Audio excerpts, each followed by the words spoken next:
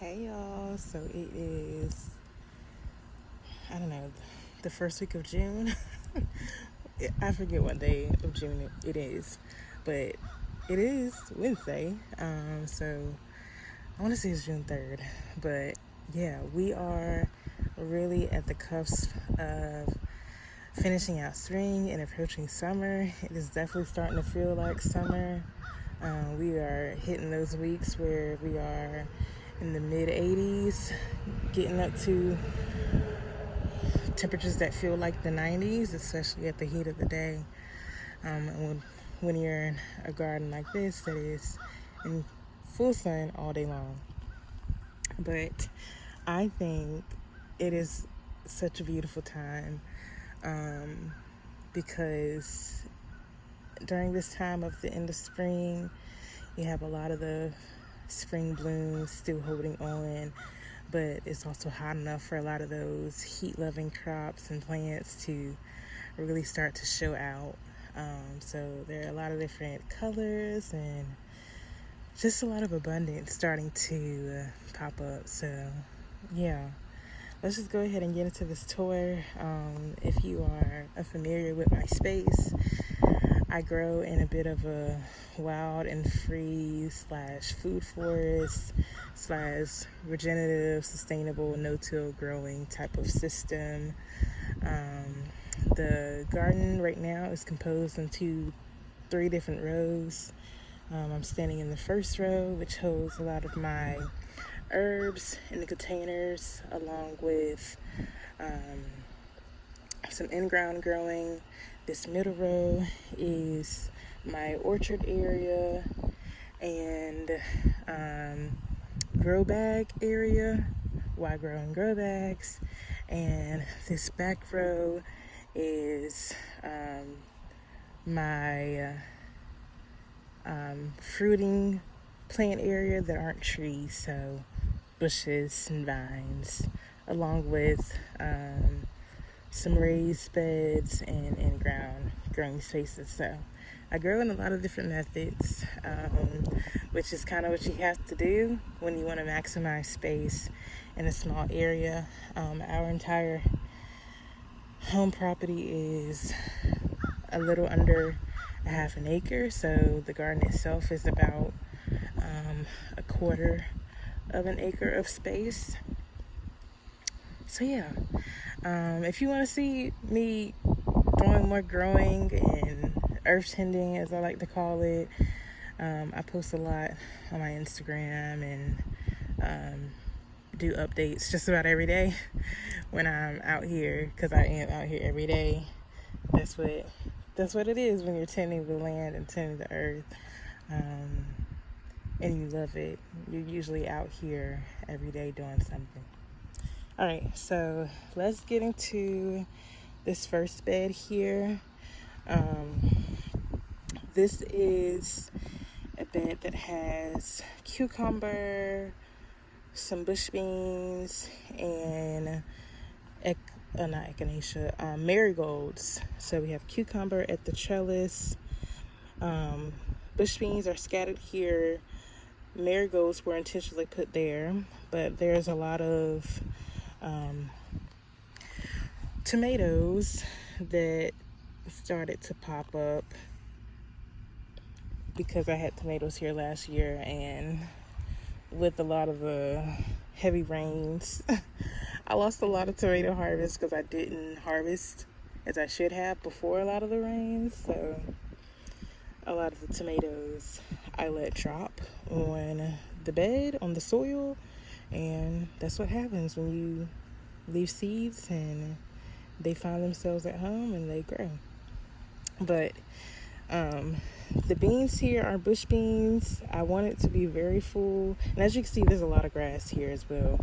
But I'm not even gonna resow any bush beans, I don't think. I'm just gonna let the tomatoes, flourish. The cucumbers I planted a lot more cucumbers than this as well, and only a few popped up.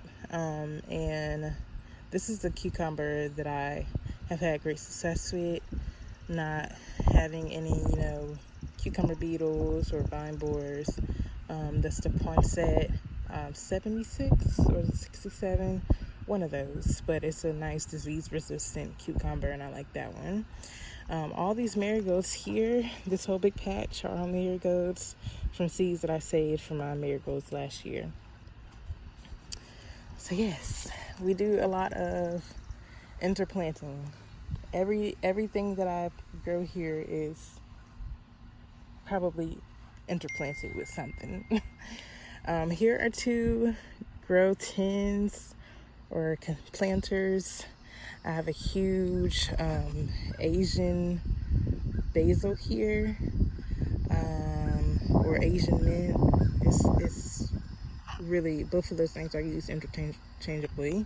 This is a nettle plant. This is its first year here. That's also first year here. And this is some spearmint, lots and lots of spearmint that I've had for a very long time, and it continues to look beautiful every year. This canna, all this is canna lily. It's a beautiful foliage plant that also blooms at its maturity. So when I started, this is my first row that I started when I started gardening, and I sowed a lot of wildflowers, so some of it has gotten, eradicated because I started weeding too heavily, and some of it has, decided to stay, which I love because I love the wildness now. But lots of yarrow and coreopsis and coneflowers, black-eyed Susan specifically, those are all natives to this part of North Carolina, so they were at home and they stayed. But back here in these tiered containers is where I started a lot of just a variety of herbs. So I'm not even going to try to name each herb, but you can kind of see some things in there. One cell does have some sage. All the way at the bottom, you can see the sage. So, yes, this is where I'm starting a new bed. This is actually going to be a double bed. Like, I have a double bed down there with my trellis, my arch trellis. So that's going to be a new bed. And again, like I mentioned, I do all no-till, so I don't do any tilling to the land when I'm making beds. I do a system like this where I'm tarping or just covering the ground in some sort of capacity so that the weeds and the grass take a break and die off a little bit. Here's where I have a lot of elephant ears that have spread like crazy. It used to just be right here in the circle that's by the pole, but they just spread like wildflower. I don't mind it. They get cut back a lot, actually, which you can't really tell because they've just gone so crazy. But yes, here are some more black-eyed Susans that I found at this spot to be a great home, safe home to reseed itself every year. In here is a nice large bed. So this bed has some onion, some peanuts that I left in the ground or forgot in the ground and reseeded itself. And all this tall stuff, that's definitely just grass, but these onions have gone to seed, so they will be coming out of the ground soon. And I am gonna replant more peanuts. And also in this bed, we have tomatoes.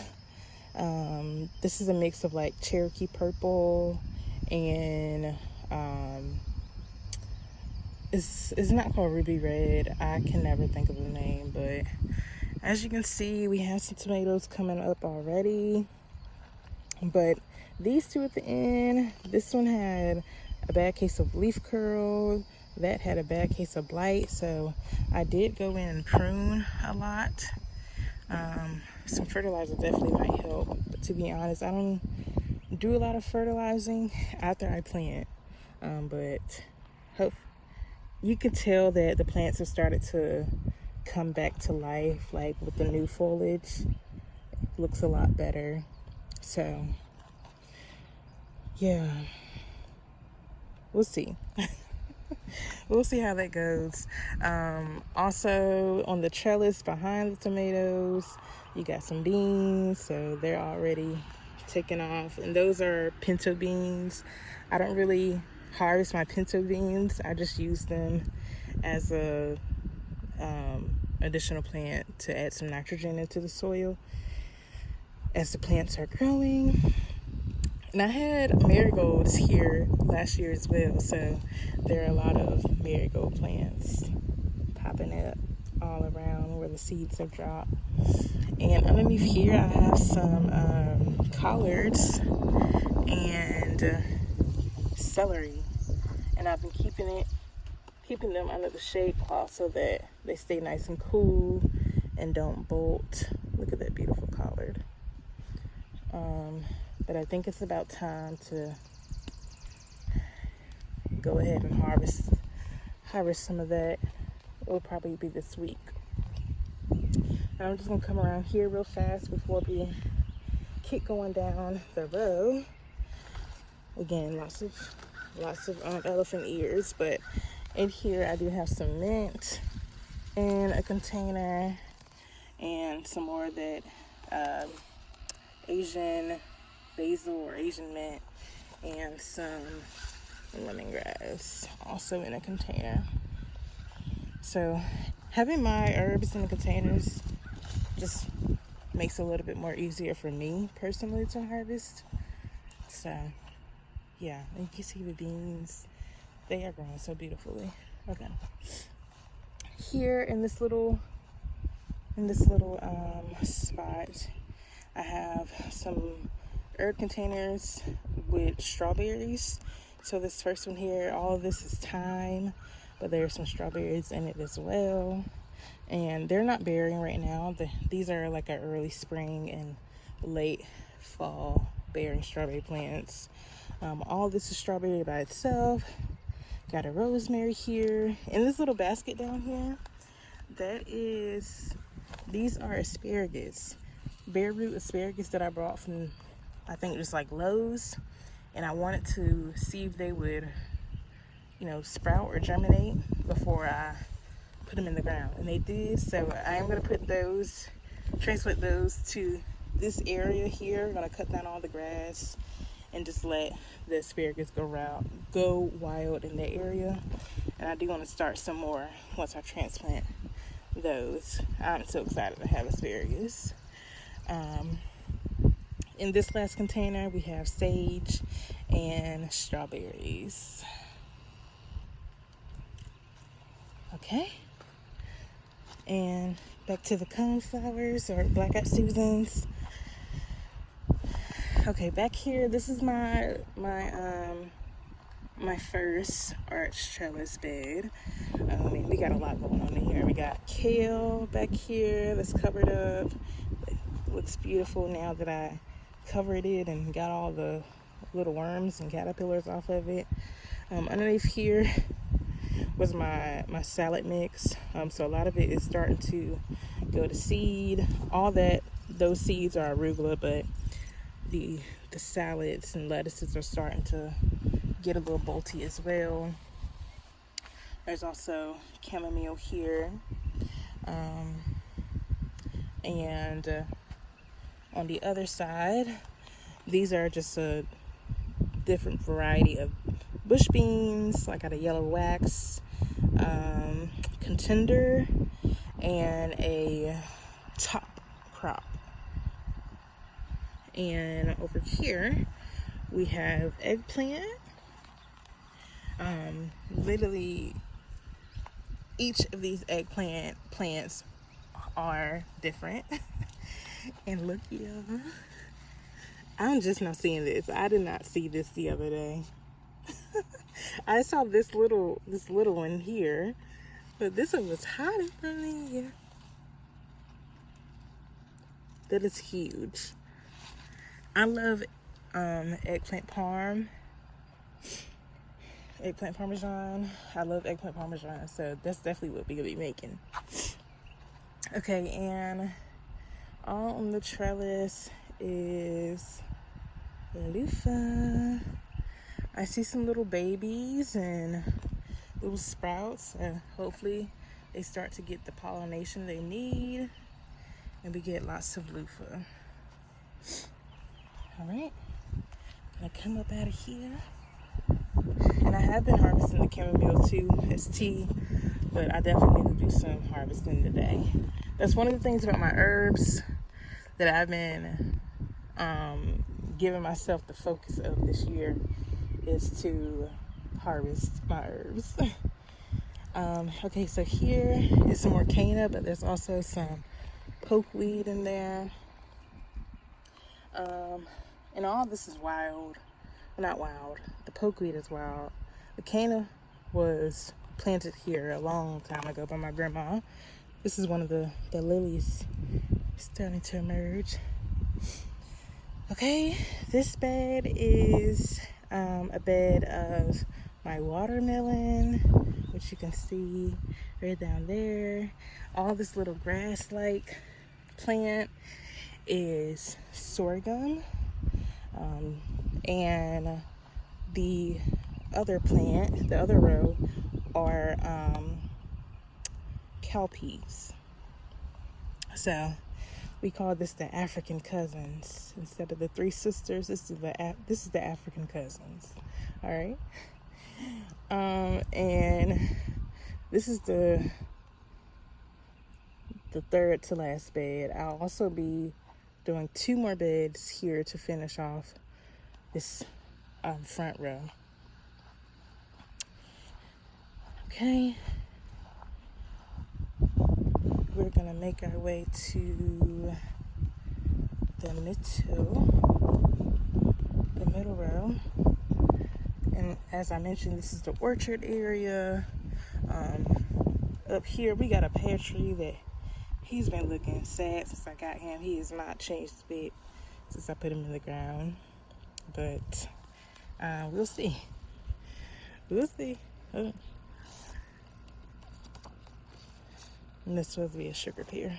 I mean, he's not dead, I don't think, but he ain't been doing much of nothing. So, in these containers and bags, I had some potatoes that are starting to die off. So, it's definitely time for them to get harvested. This is my first round of potatoes.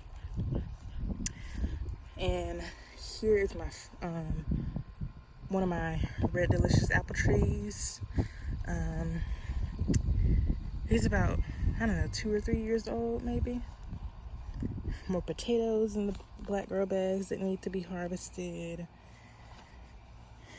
Got canna in a soil bag, more potatoes. This is my big boy Red Delicious apple tree. I think this is his 4th year. 3rd or 4th. We have not had apples yet, so I'm hoping that this year he decides to give us maybe 1 or 2 apples. And I have not pruned any of my fruit trees at all. I like them growing a bit bushy and wild. So, yes. And the plan, of course, is to have all grow bags. I actually just ordered some more grow bags. And I'll be using more pots and soil bags because I want all this to be grow bags, full of grow bags. And after I pull up the potatoes, I'll be trying out some beets and carrots, some summer beets and carrots, and we'll see. Because I didn't get any fall beets and carrots. Well, my beets had started off really well, but then we had snow. And I had planted them a little bit late, but yeah, so I didn't get any roots for the fall and winter. These 2 trees here are peach trees. That one is the Belle of Georgia. This one over here is the Red Haven, so that's a red flesh. In the belt of Georgia, I believe it's a white flesh. I intentionally picked out a red and a white flesh plant. More potatoes over here. I planted these later than the other potatoes back there, so the foliage on this still looks good, so the potatoes are still growing. And my last fruit tree I have is a crab apple. I learned from another content creator about crab apples and how they typically pollinate all other fruit bearing plants. So this is a great addition, and I got lucky and caught this crab apple on sale. So going around to the last row, starting here, I got some blackberry plants. There's 1, 2, 3 that are starting to take off. It hasn't been too long since I put them in the ground. Those are bare roots, so they're doing pretty well. Here is what's supposed to be my milkweed garden. I overwintered some milkweed seeds in here. To be honest, y'all, I'm not sure what milkweed looks like as with young plants, so I can't even tell, especially with all the yarrow that decided to live here, if I have milkweed. I think we're gonna have to sow some more, but this is the intention of the space, is to have a milkweed / monarch pollinator station. All right, going over. Okay, so this bed has all of my peppers, literally all of my peppers. So everything from sweet peppers to hot peppers to mild peppers. Like I got jalapeno in here, got Jimmy Nardella, I got some bell peppers in here, and let's see what else we got. And I got this is a hot cayenne pepper. So yeah, I got a little bit of everything. We do got some blooms on them. And these two up front, these are 2 eggplant. And like over here, these are like the things I started myself. This is an eggplant and a tomato that found themselves in a cell together, and I just left them there in the cell together, and we'll see how they grow. So not everything I started my own seeds. Sometimes I go out and buy plants, especially if my seeds don't do too well. So most of these peppers I have brought from other growers or just from the big box stores. Yeah, but I did start some of my own peppers as well. So I think one Jimmy Nardello in here is mine. Now I have to, we have some peppers on this jalapeno. I think that's the jalapeno. It is the jalapeno. Yes, we love that. Okay, here is the garlic. This big tall one that went to seed, that is an elephant garlic. The foliage is, or the scapes, or I don't know what you would call it, but they're starting to get brown and crispy, so it's definitely time for this garlic to start to come out. And I can't remember what I'm gonna put here after the garlic. I don't know if I have anything planned yet. I'm gonna have to look on my list. Right here at the trellis, so I started trying out some passion vine or passion fruit or passion flower. Not much of anything germinated. I'm not sure if this one plant here is the passion flower, but I got some lemon cucumber seeds, so I just sowed those yesterday, I think. So lemon cucumber, It's what's hopefully gonna cover this trellis.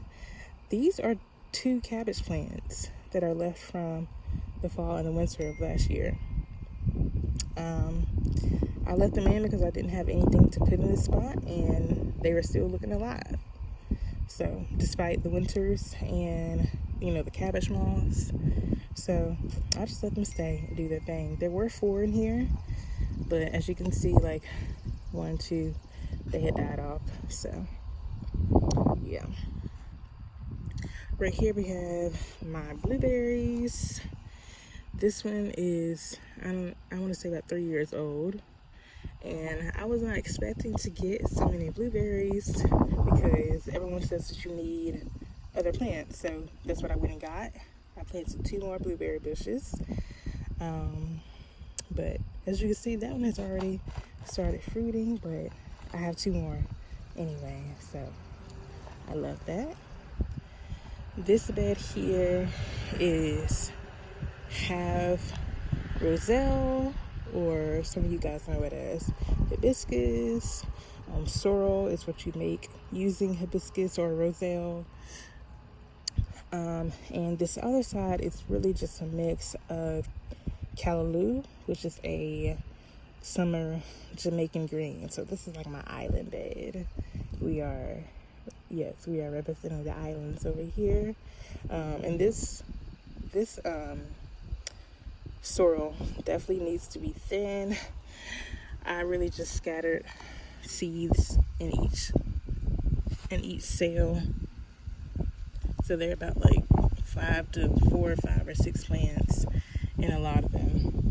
So definitely needs to be thin now, but I think I have 1, 2, 3 different varieties. I can't tell you what the names are after I've planted them, but yeah.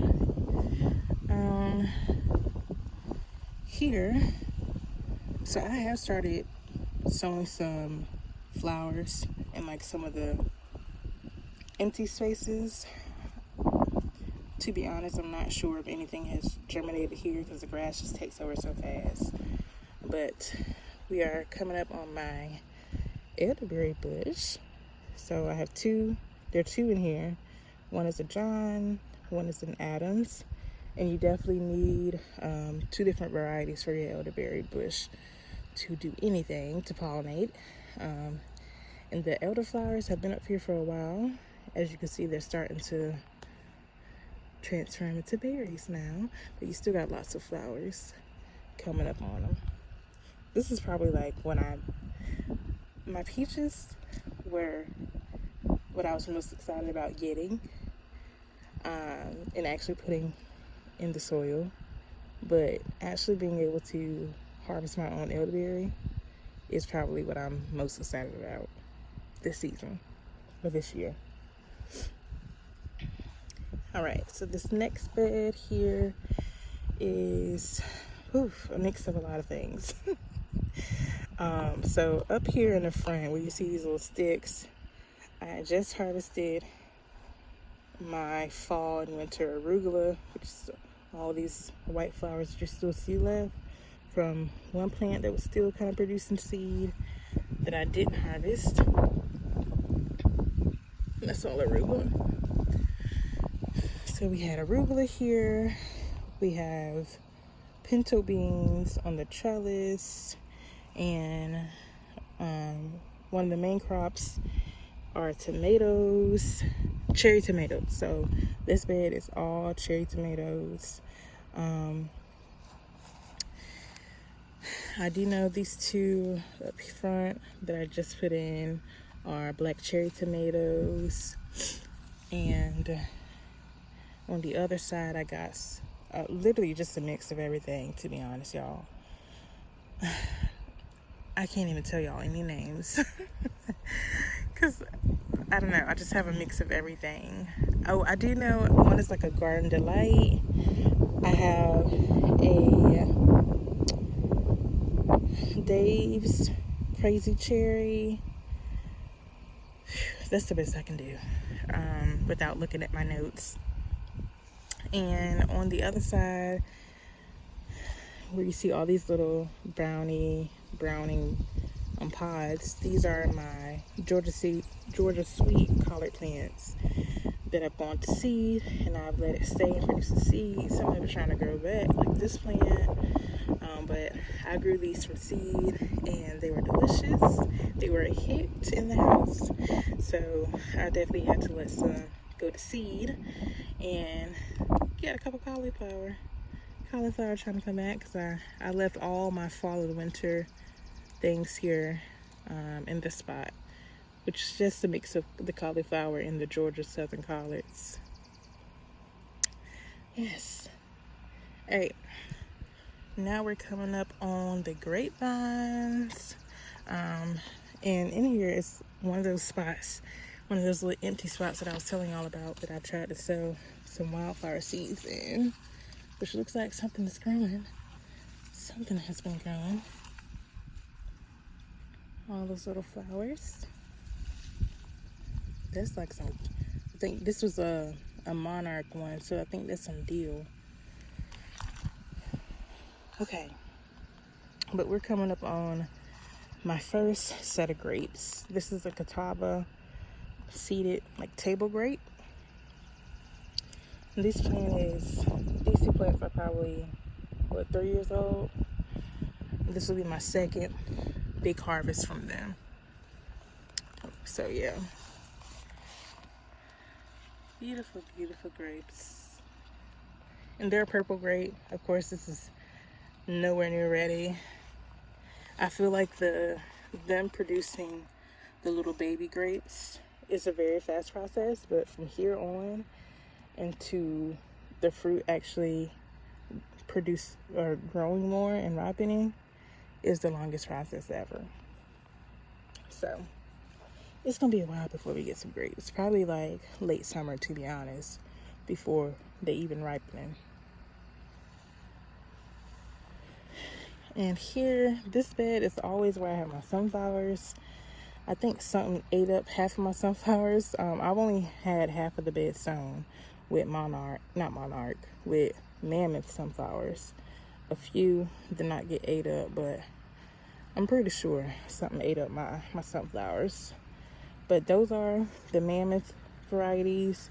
And on this other side, I will be getting some smaller varieties for cut flowers, or just to look cute. Because this over here is my cut flower garden. And as you can see, not a lot has been cut. I've really only done one big cut of cut flowers from here. And these were overwintered seeds that I sowed like in maybe November. And we got a nice bloom come the early spring. So we got snapdragons here. This blackout season was not sown by me. So they just decided they want to be there. And all of this here that is fallen over due to the storms are bachelor's buttons or corn flowers.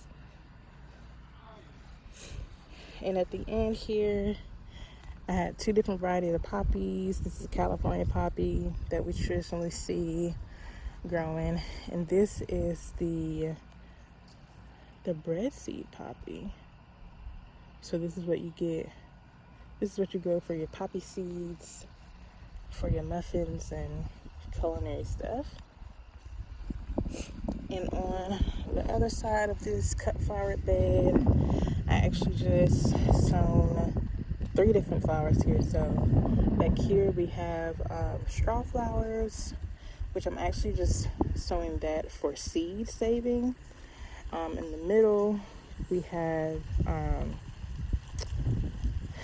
coxcomb, which are the very big and fluffy like flowers. If you've seen them, you know exactly what they are. And over here at the end we have literally just a mix of zinnias. I threw at least about 5 or 6 different zinnia varieties down there. This is probably the flower that I'm most excited about growing. Zinnias for sure. Alright, this raised bed is just a mix of whatever it decided to be, because I have not planted anything in here. But as you can see, we have potatoes. It's probably from the compost. I can't tell you even what kind of green that is, but it's something that wanted to be here. I planned for this to be my ginger and turmeric bed, but I just did not get to starting it early. Ginger and turmeric are very long seasoned and hot loving crops, and I'm just cool with waiting until next year to grow it. This bed definitely needs to be refilled some more, because as you can see, the soil is very low because it settled a lot, and I only filled it about halfway the first time I filled it up. So yeah, this bed is a work in progress. And here we got my other grapes. So these are my muscadines, which I'm very excited about. So you can see them down here. And these were bare roots as well. There you go. He's trying to wake up. This one is looking like a good bunch. A good bit of growth on him. Yes, those are the muscadines, which I personally don't really eat muscadines, but I don't mind a muscadine juice or wine, but my family loves to eat muscadines. All right, and at this last bed here, this is my space for my corn this year. Honestly, the corn, I just went in there and planted it crazy, not in any type of row. I just knew I wanted my corn to be super closely dense and planted this year, because the last year when I growed it, I did not grow nearly enough. I had a great harvest, but I knew I could have went in a lot heavier with the planting. So I planted 2 different hybrids that are very closely alike. One is just a white kernel, and one is a mixed kernel, or silver kernel. One is a mixed kernel. And I'll also be doing a little bit of the Three Sisters with this. So that'll be with the some pinto beans, and my ground cover, I'm hoping it to be some cantaloupe, which I planted a lot of cantaloupe, and I only see one little, oh no, got 1, 2. So yes, that's gonna be my Three Sisters for the corn. And as you can see, I got a little hydrangea back there that looks a little sad, but he hasn't been in the ground too long. And coming up here soon, I'll also be making more beds in this middle row. But going up here, I'll be getting some really big grow bags. I just like diversity, so I want to get something different versus the little small grow bags or like any more metal containers. So I got like some really big 100-gallon grow bags that I'm gonna actually try overwintering some peppers in. So yes, excited about that as well. Let's take you through the trellis, the arch trellis.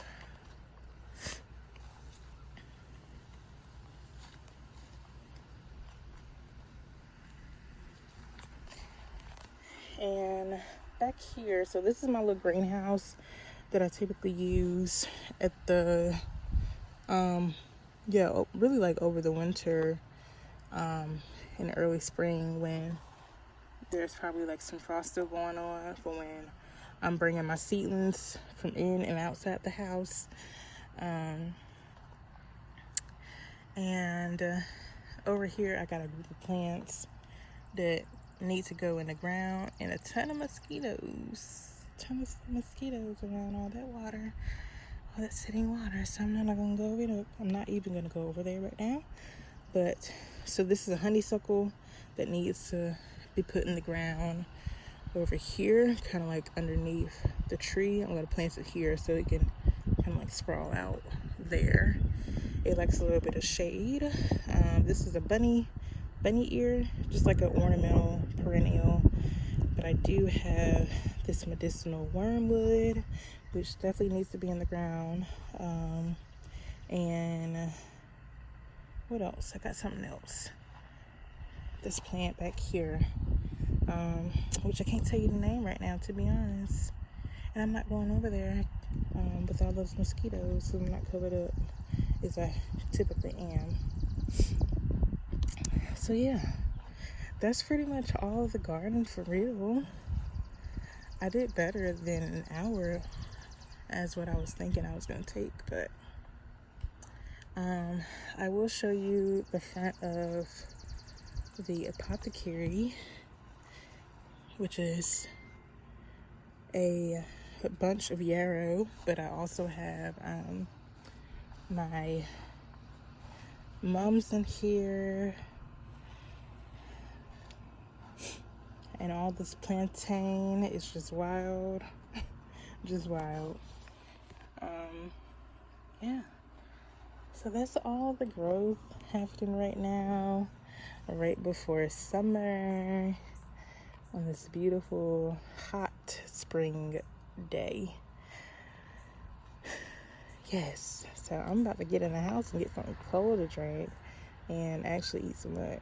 But I hope y'all enjoyed this tour. I hope I didn't miss anything. There's, in a space like this, there's literally just like something to see in every single corner. So sometimes I even miss stuff. But yeah, I hope you enjoyed. Like I mentioned in the beginning, if you want to see me working out here in the garden all the time, just come on over to my Instagram, and that's where I'll be. But yes, peace, y'all. Thanks.